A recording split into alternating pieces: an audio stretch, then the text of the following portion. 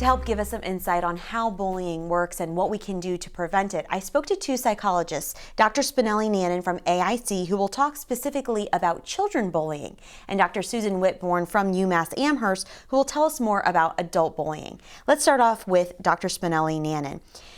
I looked at a website online, bullyingstatistics.org. They said more bullying was happening in middle school than high school. Why is that, and what are some ways that parents can handle this? Well, one of the issues in middle school is their developmental stage. So you do see a increase in a number of maladaptive behaviors in middle school. They're dealing with a number of issues: physiological, puberty, emotional, social relationships. And whenever there's a problem, it seems to show up about in middle school to a greater extent than in elementary school, and by the time they get to high school they are really maturing much more and able to deal with some of the negative consequences of the social groups that they're in. What are some things that parents can do to kind of help this maybe at times awkward transition?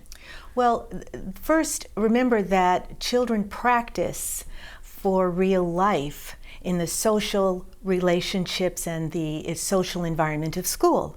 So as they're practicing, we need to give them a little space to do that and not jump in all the time. We have to jump in when we see that it is a real issue. And in the meantime, what we might do is a lot of education. What is a good person like? Why wouldn't you want someone to do this to you? What would you feel like if someone bullied you? And we don't even have to use the term bullying because it's a little bit emotionally charged right now. What is it that you want to convey to other people? And then on the other side, if they have a little bit of confidence and you help them understand how they can cope with kids that may be bullies, it's a process of education, basically. Dr. Whitbourne, talk about how we may not think of it often, but sometimes this affects adults. Workplace bullying is a really severe form of stress, and it's true most adults don't even think about it, even though they could probably recount in their own lives times that it's happened to them, or I hope not, times they've done it to other people, or perhaps inadvertently. There was recently a study on uncivil emails that supervisors sent to their employees, not intending to be rude, but turned out to be perceived as rude. And what happens to an employee who receives even an email that may seem perfectly okay is they start to doubt themselves, and their productivity suffers and their stress levels shoot up. Going back to children, I know the statistics, bullyingstatistics.org, said that emotional bullying was #1 and physical bullying came after that. Cyberbullying was last, except when it came to high school. That's when cyberbullying shot up. Why is that? When you get into high school, is it because of the rise of social media? To some extent, it's probably the rise in the use of technology overall. Technology is wonderful, it's a good resource, but it's not the only way to interact, and kids in high school are interacting a great deal through the media, through electronics, rather than face-to-face. It really is easier to give someone a really hard time or to be really negative when you don't have to face them and you don't have to confront them.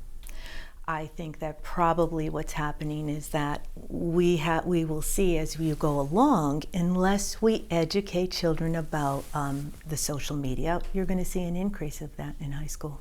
How does this affect adults primarily when it comes to the social media world? Yeah, I mean, there's plenty of that in the social media, but I just wanted to go back and talk a little bit more about another kind of workplace bullying, because it may not even be overt. And one of the biggest sources of stress in the workplace and in bullying is social isolation and ostracism. And that may even be the first stage of being bullied, is that people are gathered around and talking, and you know that they're talking about you, and they separate you from them. And that can be extremely painful to anybody, whether in middle school or high school or they're in their midlife. It's really difficult to deal with that. So there is that other kind of workplace bullying. But yeah, I mean, on social media, on Facebook, there's a lot of subtle and not so subtle ways to get at people, and I think it's particularly hard for people in emerging adulthood. I mean, we talk about high school, but people in their 20s are extremely vulnerable in terms of their identities as well. It seems like just we need to learn how to be polite online or in the electronic world starting at a very young age, because kids nowadays are on social media at such a younger age. Young, yes. All the way into adulthood and even beyond that, because it even does go beyond, especially when you get into the workplace setting. You're going to be dealing with it with coworkers or your boss or supervisors. Now, coming back to school, I know they had many different statistics on the different types of bullying going on, and it seems as if we've been talking more about it lately. Is that because it's been happening more often, or we're just more aware of it now? Well, I think there are two things. We are certainly more aware of it. Although we're more aware of the boys that bully because they are very overt about their bullying. Girls tend to be more subtle, and it's emotional bullying, isolation, talking about another girl and making sure that she's isolated. So that certainly is something that's happening a great deal. We have right now a society that isn't as civil as it used to be. And we're very quick to criticize someone else's point of view, someone else's look, someone else's style, someone else's life, yes. And we are not very courteous. Talking about adult bullying, I asked on Facebook some of our viewers, have you ever faced adult bullying? And we got two responses that I thought applied to the situation. One person said yes, and it was for the same thing I was bullied for as a teen. She didn't want to get into specifics, but she said it was just as stupid now as it was then. I blow it off. I knew I was right, and that in the end it didn't really matter. Somebody else said, I've had nasty people at a local bar call me horrible names several times and poke fun at my weight, which is due to a medical issue, not I can't put down the spoon or get off the couch reasons like most suggest. So I've asked them politely to be courteous and stay out of my personal space.